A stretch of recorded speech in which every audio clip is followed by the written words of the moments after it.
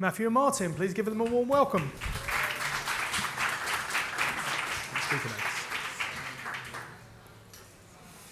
Hello everyone, I realise we're standing in between you guys and lunch, so I've asked the organisers to lock the doors and not let you out. No, we'll get through this quite quickly, so yeah, keep up. Cool, so I'm Matthew Duhig, I'm the Managing Director and one of the co-founders at FX Digital, where I lead the team and support our clients in their strategy and the execution and delivery of high-quality TV applications. And I'm here today with Martin Tyler. Hi, my name is Martin Tyler. I'm Head of Quality Engineering for FX Digital, and my teams build the tools and technologies we're here to talk to you about today. Thanks, Martin.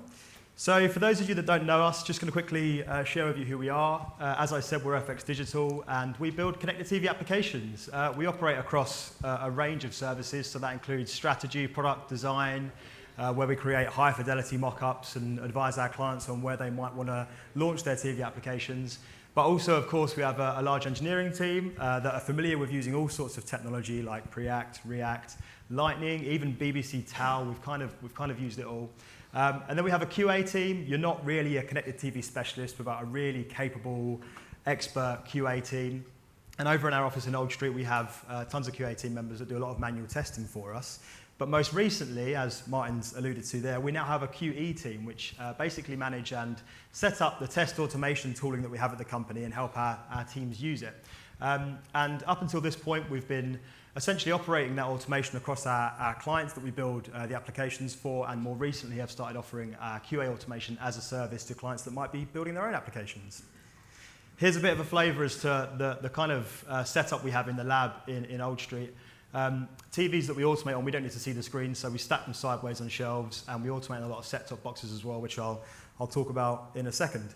So I think a really interesting picture was shared earlier by Andy, Maria, and Thierry about the operating system kind of space of connected TV and how fragmented it was. And I kind of wanted to go one step further than that and talk about how not just the operating systems being fragmented, but the different instances of those TV devices, say, for example, where you have Samsung and you've got models of year of that TV from 2017 all up to 2024, the way that operating system is on that TV is interpreted quite differently across those years.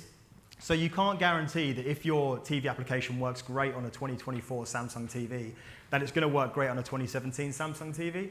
The only way of being sure that your application is pretty pristine across all those devices and all those versions of model year TV is to manually test it across all those TVs. Really, like I said, this is fragmentation, and it's a big issue in the industry. And especially because our clients have big ambitions. They want to launch very quickly across these devices because launching onto a new device for them means more eyeballs, more revenue, and it helps them to grow their audience base. To give you an example of one of our customers and the success we've had more recently with automation, in the last 6 months for BritBox, we launched across 5 different set-top box devices, which is a pretty quick pace. And how do we do this? Really, it's through automation. So just to give you a bit of a flavour as to some of the case studies of clients that we're working with at the moment, this is Duhig. This is an operator based in Germany. And for those guys, we've launched recently across Sky Q, Amazon Fire, Android TV, Samsung Tizen, and Magenta. So you can see there's some kind of big smart TVs there, but there's also some fiddly, tricky set-top boxes. And for Duhig, we actually automation test on 9 different devices. I know there's only 5 there, but some of those devices have variants, like I mentioned. And across those 9 devices, we test every single day. We automatically regression test every day. How does that look? Well, at 6:30 in the automation lab, an automatic test function kicks off, and for the next 12 hours or so, that will be running through automated tests. That equated last month to about 63,000 test cases being run for Duhig across those devices. And as you can imagine, that is a lot of QA time. If we did that manually, that would be about 165 days of QA time saved. It's pretty big. Similar story for BritBox, where we're across those 5 different set-top boxes. 6 different devices there are being automation tested. And again, that's because there's variances in those devices. And for those guys, we're testing over 40,000 test cases a month. And that is, of course, the accumulative from those daily test cycles. And that's about 180 days of QA time saved in a month alone. So lots of really great results. But today we're here to talk to you about how achieving those results has really not been easy at all. And if I pull you back 3 years to what we look like as an agency, we were doing everything manually. So here's one of our team members, Michael, in the office testing, I think that's Tennis TV. It was all manual. It was remote controls, ploughing away, just getting through loads and loads of test cases. And we have multiple projects in flight. You know, we're not just a single service provider. We work with lots of different clients. At any one time, we might have 6 applications that are being tested. And that really is quite busy. So in QA being entirely manual, every time we come to do a regression, it would take 2 weeks and it would be a huge bottleneck and it was a real pain. Now we're doing those regressions every day, nightly. But really, how did we solve this is what we want to talk about. And our first solution really was to talk to clients and go, it's not possible to manually test across all these devices. We need a solution. And we would agree to test on a limited set of those variants of devices. So if we take Samsung, we might test on 2017, 2024, and maybe one in the middle, 2019. And obviously the challenge there is that we're then putting ourselves in a position where we're releasing stuff that's unpredictable. We haven't seen it on a 2018 Samsung, so we might be releasing bugs into production. That's not good enough. Like I said, our clients have big ambitions. They wanted more platform supported in quicker time. They wanted high quality across all these platforms. They wanted feature parity. If they're releasing on a new device, they wanted those old devices to also have those latest features. And of course, they have budget constraints. They couldn't just chuck 15 QA team members on a single project. It just wasn't feasible. So Martin, being the great guy he is, had a chat with me and we need to kind of solve this problem. And what do we think we would do? Well, let's look to automation technology. Loads of technology exists in the marketplace already. Let's just pick one of those, pop it in, easy. Let's do that. That would solve all of our problems. And really, this is, again, the story about how technology, the machine, can only do so much. It really comes down to also the people, the process, and scaling those things to effectively implement test automation. Thanks very much, Matt. So yeah, we jumped straight in and we found an open source test automation framework. We put that together and we started testing on one of our existing projects that was ongoing. But the problem is that most of those open source technologies, they're primarily designed for web and mobile applications, and connected TV applications are quite different. So it worked and it proved the theory, but it left lots of room for improvement. And what we then did is held a hackathon. Oh, no, we didn't.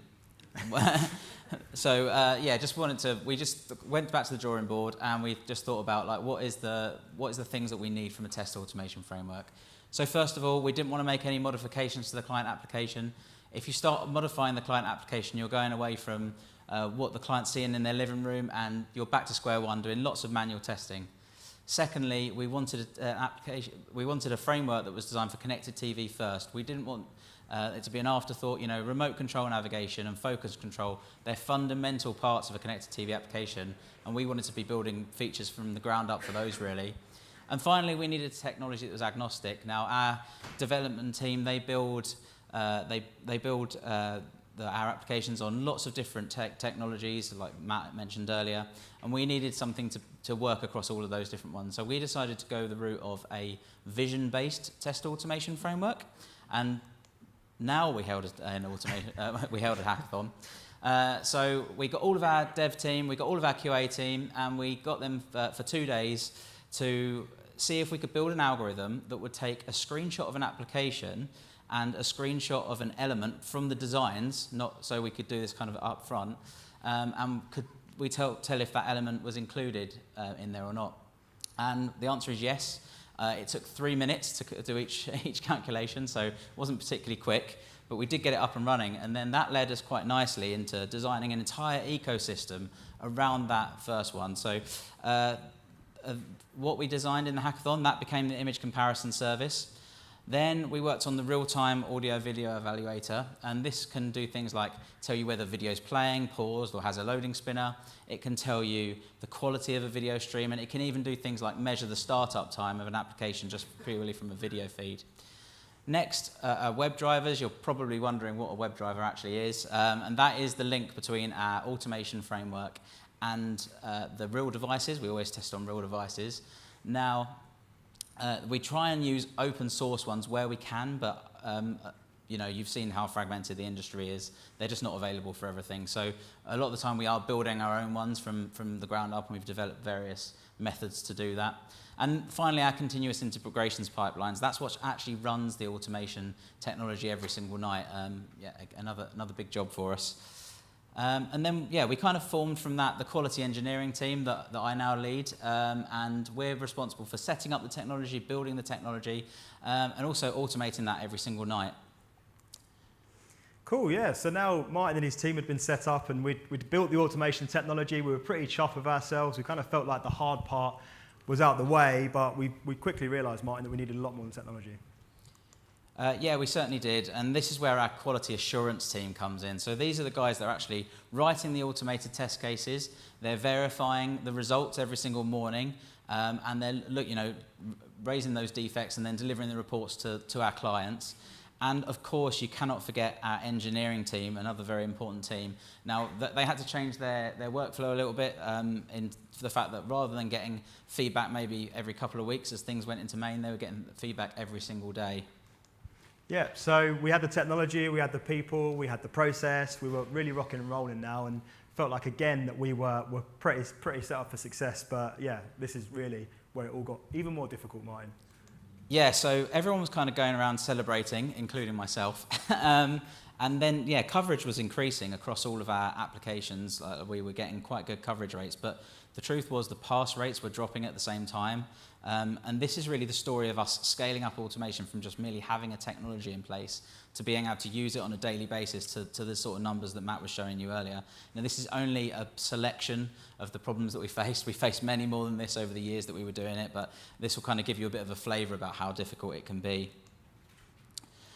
So first of all, process is hard to change. Organisations have muscle memory. What do I mean by this? We've been manual testing for a long time, and all of the teams were set up for this. I don't think we realised, quite how that would change the processes.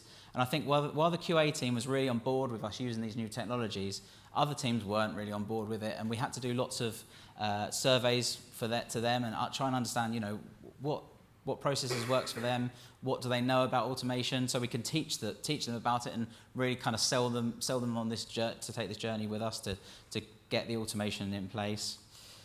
Next, once we kind of convinced the project management team that the QA team should have lots of time to work on this stuff, test case creation was too slow. We weren't creating the test cases anywhere near at the pace that we wanted to, and this is where we decided that we would build a tool called the test case generator, and this would take a list of elements that are included in the page and generate like the boilerplate test cases. And this kind of created about 80% of the test cases. So you can imagine that really sped up that process where it was quite slow before. It was now much faster. And then, of course, once we'd created the test cases, the next bottleneck was analysing those results. Every single day, the QAs would come into work and they would have huge log files to go through. And what we did is create a series of dashboards and bots that would tell the QAs not everything that had passed and failed yesterday, just these tests started to fail and these tests started to pass. So they could just look at those particular ones, and all of a sudden they had way less work to do every single day. So that really sped that up. And then, we said earlier, our QA team were predominantly trained in manual. That's what they'd been employed to do. So we had to train all of them up, and we had to kind of work out the best process that would work for our particular business. And we created a process that we called the test case triage sessions, where the QE team and the QA teams would sit together on a daily basis, and we would kind of go through and train them and go, okay, this isn't really quite right with your test case. Maybe you should do it like this, or So we then... Also, during these triage sessions, of course, it wasn't just all about the QAs maybe writing the test cases a little bit wrong or the process being wrong. It was bugs in the framework that we built. We built this massive ecosystem, and you can imagine there were bugs. So we would spend the triage sessions as well looking for those, and then fix those in the afternoon, and then check those again the next morning. So yeah, it was, as you can imagine, it's quite an intense time. And then, of course, our technology needed to scale, not just the software, but also the hardware. And Matt, I think you may remember this next photo. Yeah, so this is a photo of one of the servers that Martin actually purchased. So I had to be pretty liberal in allowing various purchase requests through the company. So yeah, I think a bit of advice for if you're setting this stuff up is you've got to be prepared to spend a bit of money on the hardware side of it as well. And yeah, then everything was kind of running, and we were started to be a victim of our own success, which kind of happened a few times, and the tests were just taking too long. They were no longer ready to analyse by the QA teams first thing in the morning. So what we did is we did a massive refactor of all of our code, and we halved the time that everything took to run. So yeah, massive amount of work went into that. And then this one, you would have thought in January in London, if your aircon failed, maybe it's not a massive problem, but it was an incredibly big problem, and it reached nearly 30 degrees in our lab, and we had the door open and fans going, so we didn't have to switch things off. I've got an app on my phone that allows me to monitor the temperature of the lab 24 hours a day, and Matt's number on speed dial in case something does go wrong. So I think if you're thinking about getting a room and filling it with TVs, think about this. It's a real headache, this one. And then the project teams were really making use of the automation now.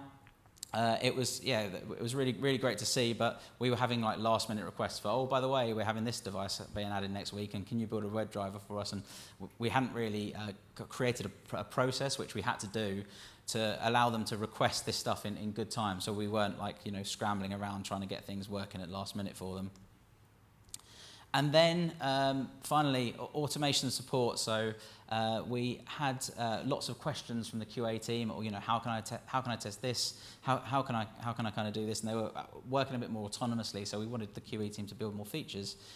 So there was one QA nicknamed the test case doctor, who got particularly good at writing test cases, and we got him drafted in for automation support. And yeah, he's taken a huge weight off the team.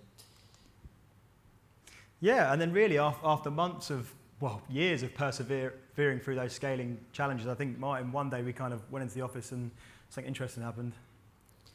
Yeah, that was certainly the case. So I remember walking in one morning and I looked into a meeting room and I saw the automation logs up on the TV, and all the project teams sitting around it, and I was like, oh God, we've actually done it. We've actually ingrained this in the process of the organisation, and we really are using this. And Matt, I remember you saying to me in one of the leadership team and head of department meetings that the pass rates have dropped. I'm a bit worried about that, and kind of those moments make you really realise how much we rely on this as an organisation now. And you can see there some more numbers. So in the last month alone, we've saved 551 days of QA testing. That's a year and a half of someone sat there pressing buttons on a TV app. So it's nice for our QA teams to not have to do that. And 145,000 test cases in last month alone as well. And of course, we've learned an awful lot along the way, and I can't tell you all the lessons we've learned today because we simply don't have time. But these are a few that I want to share with you. First of all, automate as much as possible, not just the testing, writing the test cases, analysing the test cases and everything around it, because that's going to save you a lot of time and really make it worth your while. Secondly, there's no such thing as set and forget. You're not going to be able to switch your TVs on, leave them on a shelf and expect them to work forevermore. You're going to have to do lots of different things, and it's going to depend on what device it is as to what you're going to need to do to keep that online 24/7. And then the next one, build with scale in mind. It's really important to do that right from the start, and I don't think we realised how much we were going to scale our automation, so we maybe didn't think about that at the start, but that's definitely a big lesson we learned. Yeah, so really in the battle between mankind and machine, I think there's no real clear winner, but what I can say for sure is that we can't have the machine without mankind. We couldn't implement the technology and just kind of, like Martin said there, set it and forget it. We had to also go through the pain of changing our process internally as an organisation and making sure that the people were trained in what they needed to do. So yeah, this is really the story of how we have to collaborate with that technology, and we can't just leave it.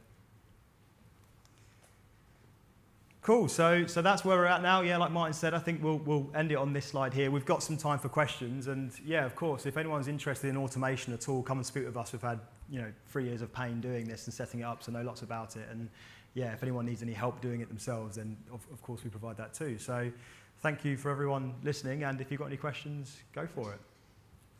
Have you integrated automated testing for advertising, which means checking that the advertising is played, but also that all the trackers are being sent? So we've got the ability to read the log files as well, so we can check the logs to make sure that the right events are happening, and we can tell you whether the video is playing or not. We haven't actually got to the point where we can tell you, yes, this particular advert is playing though. We would still, and I think this actually maybe we glossed over this a little bit. We would still say automation's not the one and only answer. You're still going to have to do manual testing alongside that. Would never recommend anyone to not do any manual testing. Nice. Any other questions at all? Cool. Well, I think in that Thank case, you very much. happy lunch. Cheers.